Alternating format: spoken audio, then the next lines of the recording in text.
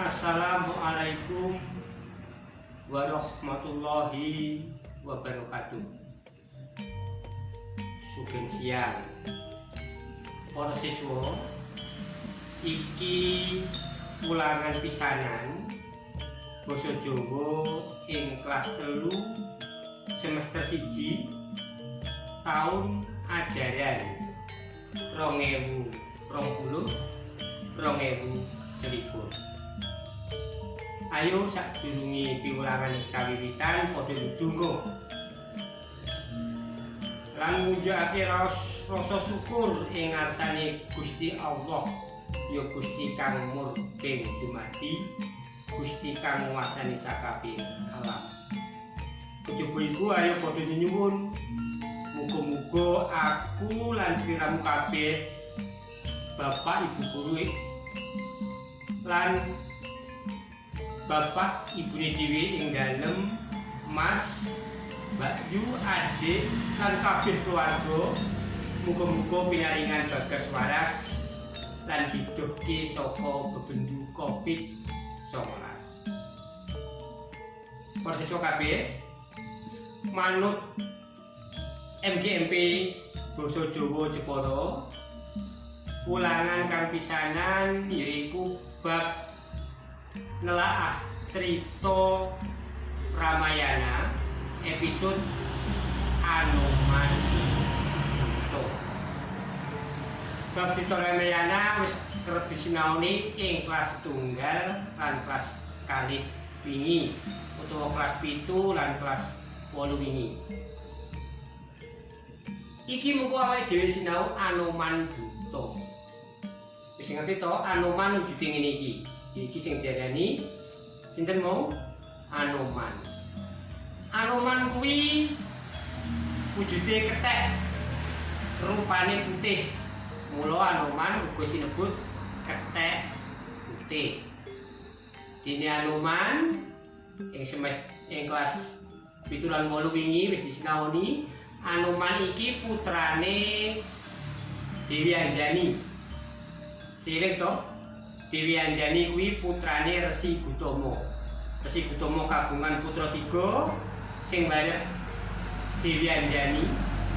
Adik loro lanang kabeh yaiku Guwarsa lan Guwarsi. Sok yen wis dewasa Guwarsa lan Guwarsi sinebut Subali lan Sugriwa. Balik ing ulangan kang mengko uga kudu kok waca ing Google Form, mangke dibuka nggih Google Form-e. Anoman kuwi kejaba sinebut kethek putih sebab Anoman kuwi putrane Dewi Anjani, mula uga sinebut Anjani Putra. Kethek kuwi basa namane akeh. Kethek, Kapi, Rewanda, Wanara lan liyane. Mula iki uga diarani Wanara putih. Utawa putih kuwi basa liyane Seta utawa pethak. Iki uga sinebut Wanara pethak utawa Wanara Seta utawa Kapi Seta utawa Rewanda Seta. Kejaba kuwi sebab Anoman kuwi bisa tata jalma, bisa ngomong, bisa jarwa, mula iki uga disebut Kapi Jarwa. Ing wacan kang mengko bakal jeneng ing Google Form disebutake yen ing lakon Anoman Duta kuwi mau, duta kuwi utusan. Anoman sing dadi utusan mau nyeritakake pisanan, nyeritakake nalika Prabu Rama Wijaya. Nah iki Prabu Rama Wijaya. Garwane sing ayu ya kuwi Dewi Sinta. Nalika kuwi Dewi Sinta didusta utawa dicolong dening rajaning buta sing asmane iki rajaning buta sing asmane Dasamuka utawa Rahwana. Digawa ing negarane Alengka utawa Ngalengka. Nah, kacarita Prabu Rama wis bisa bantu Sugriwa ngalahake Subali. Mula Sugriwa dadi Narendra maneh, dadi ratu maneh ing Guwa Kiskendha. Prabu Rama kepengin mangerteni kahanane garwane kang ana ing Alengka. Mula Prabu Rama banjur nyuwun tulung marang Sugriwa kepiye supaya bisa mangerteni kahanane Dewi Sinta ing Alengka. Prabu Sugriwa banjur utusan marang keponakane ya kuwi Anoman. Di Sugriwa utusan marang Anoman supaya niliki Dewi Sinta ana ing Ngalengka. Anoman digawani sesupe utawa ali-ali lan nyawala utawa layang. Kelakon Anoman mabur ing negara Alengka. Jadi saka Guwa Kiskendha ning Alengka kuwi ngliwati segara kang amba banget. Anoman kuwi sekti iso mabur. Tekan Alengka. Ing Alengka kuwi rakyate kawulane werna loro. Sing akeh mayoritas buta utawa raseksa utawa denawa. Lan sing liyane wujud menungso. Sebab Anoman iki wujude kethek, yen lunga ing Ngalengka mesti kecekel kedenangan. Mula Anoman banjur nyamar malih rupa dadi denawa utawa dadi raseksa. Nah, tekan Alengka Anoman durung ngerti ing ngendi dununge Dewi Sinta. Usanane Anoman amping-amping ing wit Nagasari. Wit Nagasari kuwi wit sing wohe enak banget, godhonge enak, kembange enak, nganti kayune wae enak. Nah, manggone ana ing Taman Soka ya kuwi ing taman sarine negara Ngalengka. Lagi Anoman mlangring ing kono amping-amping, ora mlangring amping-amping ing kono, ngerti Dasamuka lagi rawuh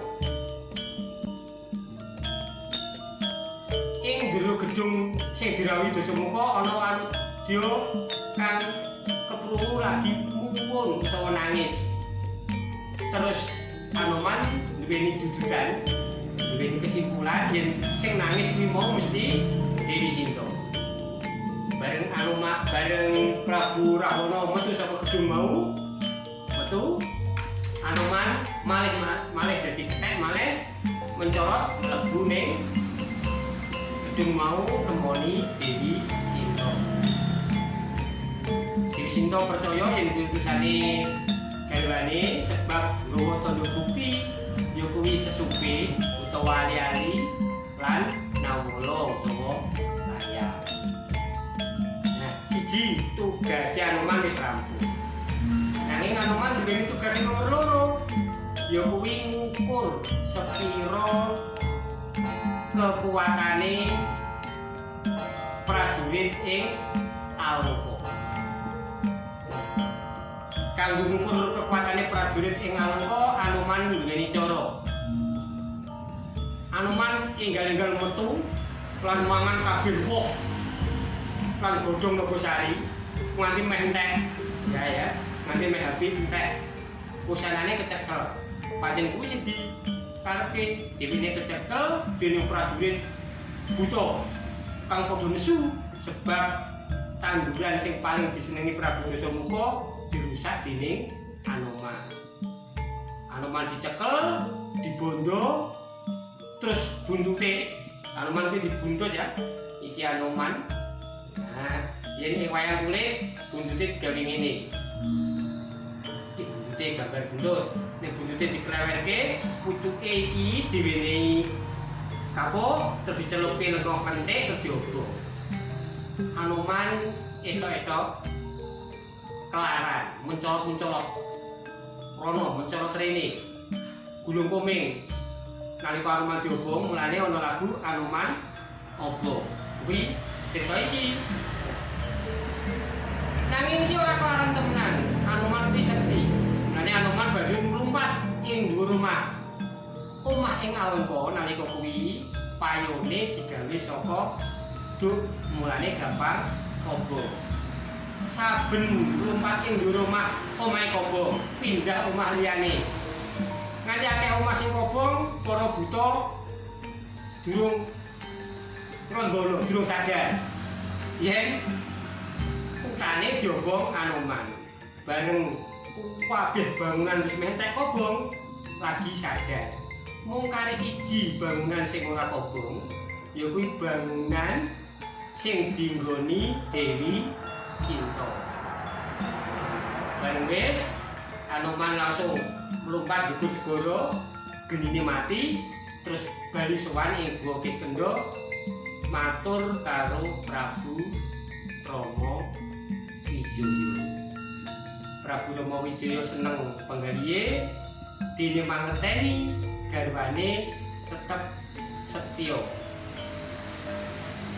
Durung disenggol karo Prabu Rahwana. Anoman uga paring parapuran yen nalika ketemu karo Dewi Sinta mau, Dewi Sinta wis pirang-pirang dina ora kersa dandan. Tidak merias diri, ora kersa dandan. Ora kersa adus, ora kersa jungkatan.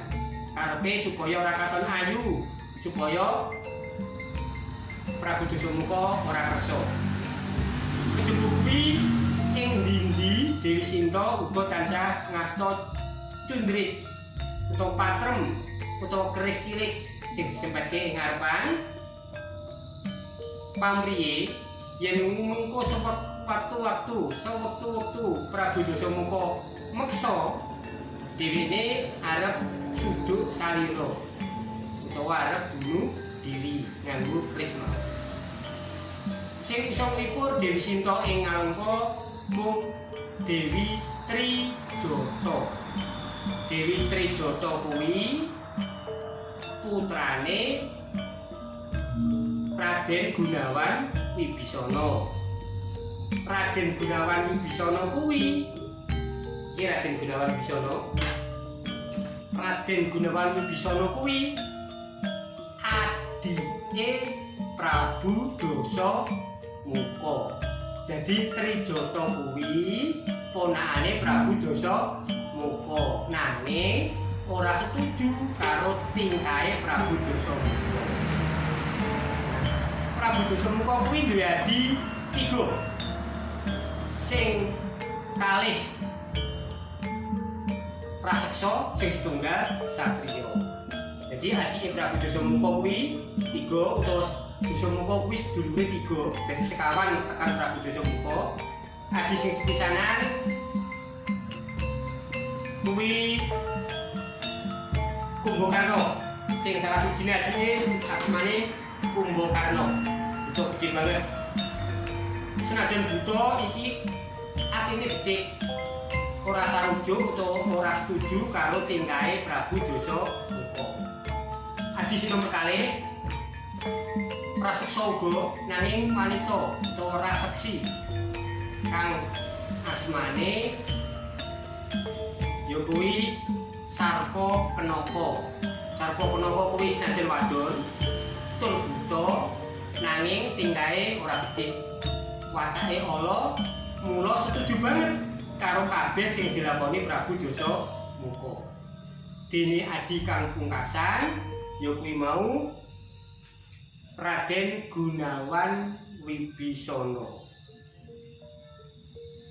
Raden Gunawan Wibisana iki sing duweni putra asmane jenenge Dewi Trijata. Ing besuke Raden Gunawan Wibisana iki nyawiji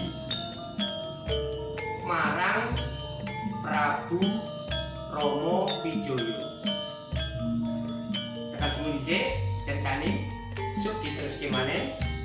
Saniki sakbare iki coba diwaca materine ing Google Form, banjur tugas-tugasé digarap lan enggal dikirim. Pasono cukup semene dhisik. Muga-muga apa sing disinaoni ing dina iki muga ana guna lan manfaat.